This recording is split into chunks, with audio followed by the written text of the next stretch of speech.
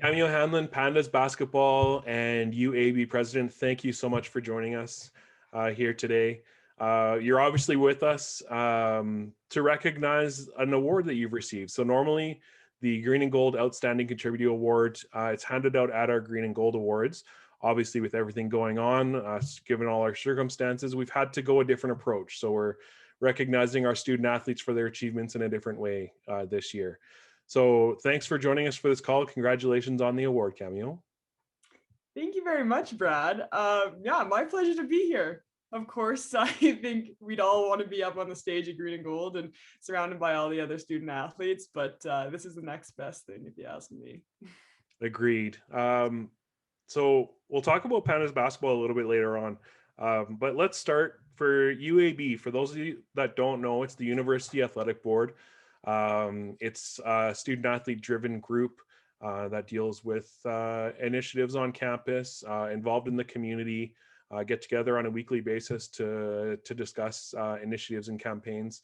Obviously, given this past year, it's been an interesting year, and you were at the head of it all as president. So give us a summary. How has it been? What have been some struggles? What have been some learning experiences? How has it been kind of keeping people engaged? Yeah, so it's been an interesting year to say the least. I've been on the board for a couple of years now. This is my, I think, fourth year involved. So especially in contrast to what it has been.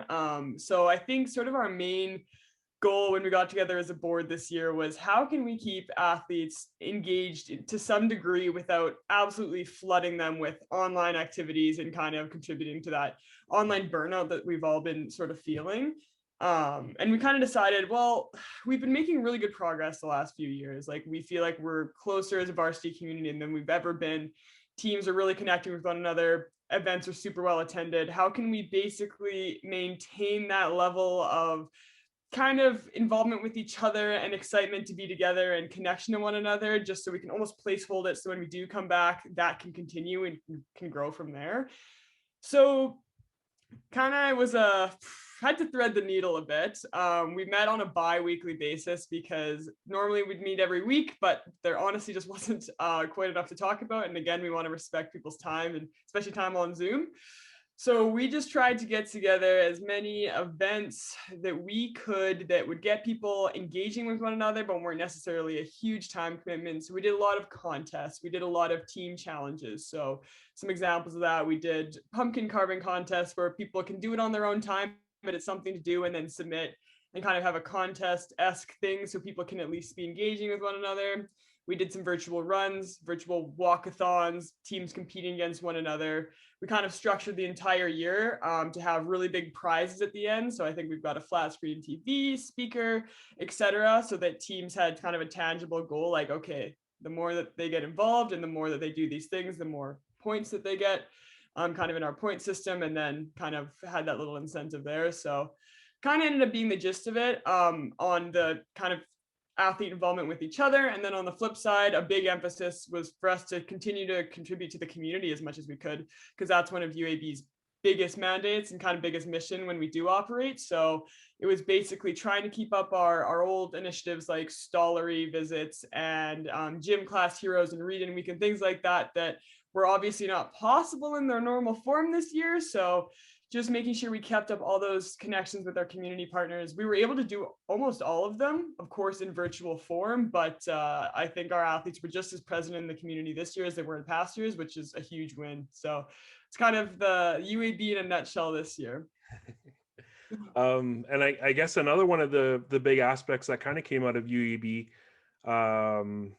was the Legacy Fund. So the Legacy Fund campaign was it a massive campaign to say the least, and incredibly important for the future of athletics and future of our student athletes' hopes and dreams.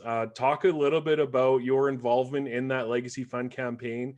Maybe start with, for people that don't know, what is the Legacy Fund, and then what you and your group was doing to try to get that yes vote. Absolutely. So yeah, the Legacy Fund was probably the biggest piece of UAB this year, aside from sort of our community kind of presence there and wanting to connect with one another. So what the Legacy Fund is it's basically a student fee. It's about $4.50 collected from every single U of A undergraduate student, basically goes into an account called the Legacy Fund. And from that point on, teams and groups can apply to it to host various initiatives and events. So a lot of our teams, it pays for their preseason travel, pays for a lot of student-based initiatives like free food, student nights, student jobs, kind of with our A team. It has a huge impact on not only our varsity experience, but the campus experience as well. So we were obviously trying to preserve that because it's incredibly important to our campus community. So basically it was up for a vote just because of student guidelines. Every 5 years, you need to get a yes from the students to continue to charge it.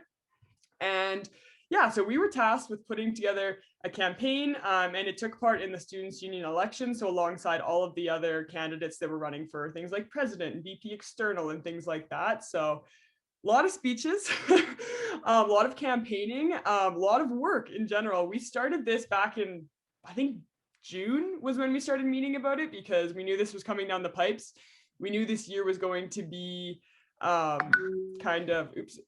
this year was going to be, we were going to be searching for something to do and to unite around. So I actually personally think it was really well timed because this gave us something to connect on as athletes and to like really fight for and feel like we really accomplished something this year. I think if it would have taken place in a normal year, it would have been right in the middle of our playoffs.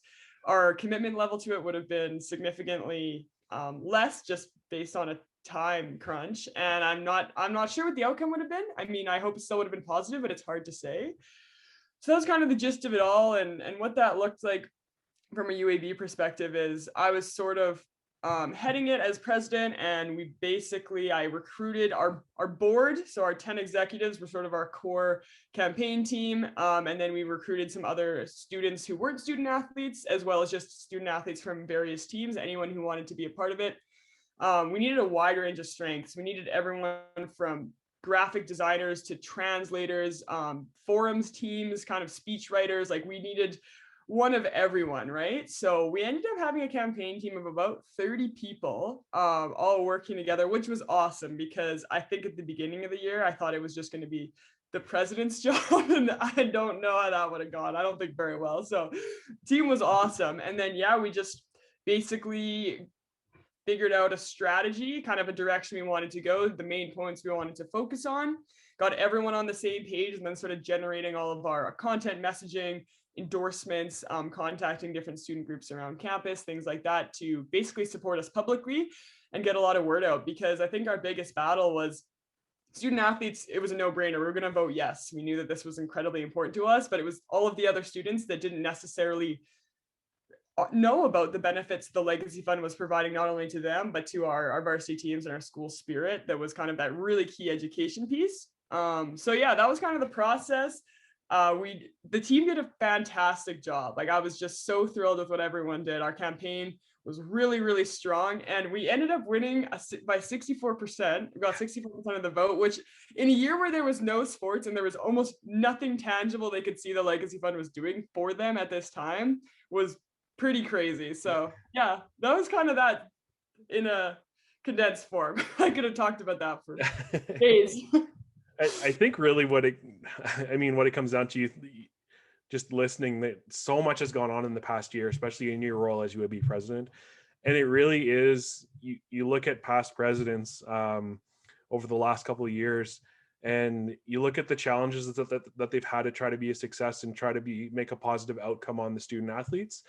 And I think that this year is by far different than any other year that a UAB president would have ever experienced and will ever experience again. I would assume, I can't see a year like this ever happening again. So it's great for you to be a part of. I'm sure it was a great learning experience. I will ask, out of this past year as UAB president and all your contributions, what's one of the biggest positives or biggest learning experiences that you'll take out of it? Ooh, biggest learning experiences.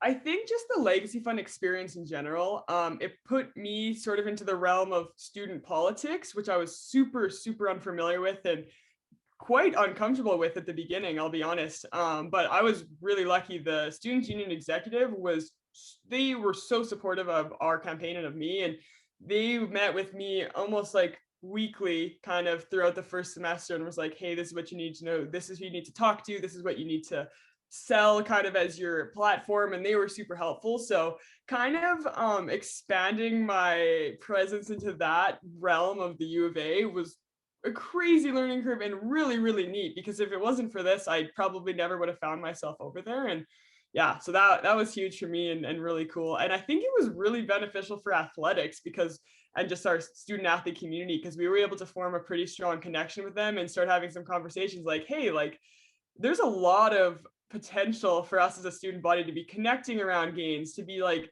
kind of having some new initiatives here and having student athletes more involved in student governance and things like that. So yeah, just to get that ball rolling was really cool. Nice, that's great. Yeah. Let's look at Pandas basketball. It almost seems like a side piece in all of this, but it's not. Of course, it's one of the main reasons that you probably decided to come to U of A was to be a part of the Pandas basketball program. And it's, I guess, looking at it from my perspective, looking in it, it's been a tough go. I think you can attest to that. But we look at a positive this last year, your final year with the Pandas basketball program, you were injury free. Somewhat, yeah. And yeah, somewhat injury free. surgery room free, emergency room free. Exactly. How has this past year been just to be around the Pandas? I mean, every year with the Pandas has been phenomenal. I've had a bumpy road, like Brad was saying. I've had 3 surgeries in, I guess, the first 4 years, and I spent honestly more time on an operating table than I did on the court. Like it was a grind in that sense. But like honestly, I get to this point, and I'm like, man, what a fantastic 5 years. My career didn't pan out the way I wanted it to, but just to be in that environment, be around those girls every single day, around those coaching staff, and be living that out, that's what it's all about. And that's kind of what I'm reflecting on and carrying forward. It's just such a great experience. So I mean, this year was vastly different than any other year because I mean, our training was so limited. I think we had a month where we were doing full contact like practices, like playing full court.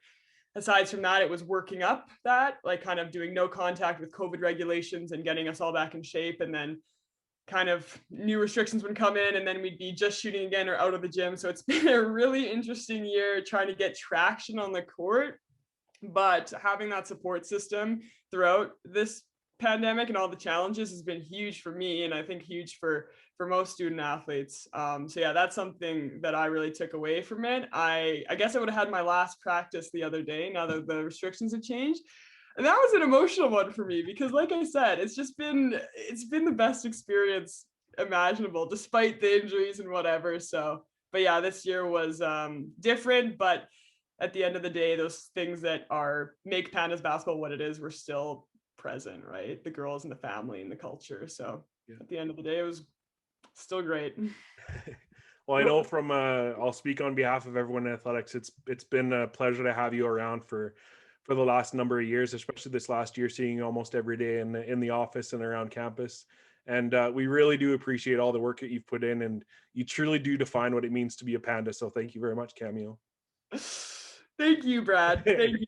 That means much. Nothing else I'd rather be doing, and nowhere else I'd rather be. So pleasure's all mine. Awesome. And thanks very much for this interview too, Cameo. Yeah, of course. Thank you.